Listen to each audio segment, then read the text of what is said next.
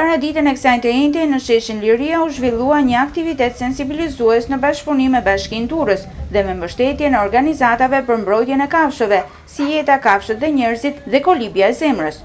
Ky aktivitet u organizua në kuadër të ditës ndërkombëtare të kafshëve endacake dhe synon të rrisë ndërgjegjësimin e komunitetit për përkujdesjen dhe sjelljen miqësore ndaj kafshëve. Përmes një stende informuese, qytetarët patën mundësi të njihen më nga afër me rëndësinë e kujdesit ndaj katërputroshëve endacak, prania të cilëve pranë zonave turistike.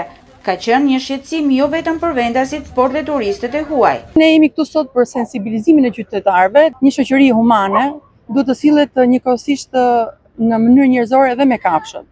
Se ka shumë persona të cilët i dhunojnë kafshët, i traumatizojnë dhe kjo gjë sjell probleme pastaj në agresivitetin e tyre. Kemi një numër të konsiderueshëm të kafshëve pa pronar, sidomos në zonat brejtetare, në rezorte. Kjo është një problem shumë shqetësues për turistët.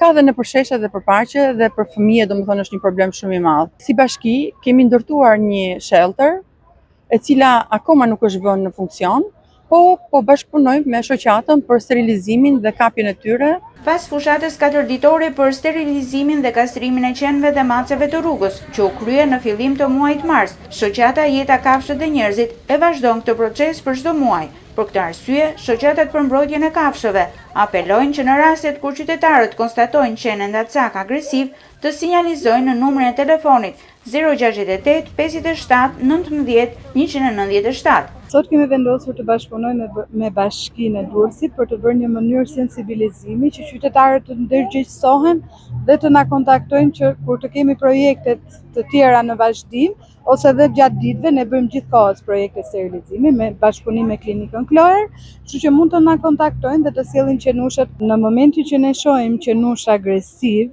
që bëhen problem për qytetarët, ne mundohemi të gjejmë zgjidhje si mënyra e adoptimit dhe kastrimi, sterilizimi absolutisht ul agresivitetin tek qenushët. Gjatë muajit mars, rreth 160 kafshë të rrugës ju nënshtruan procesit të kastrimit dhe sterilizimit.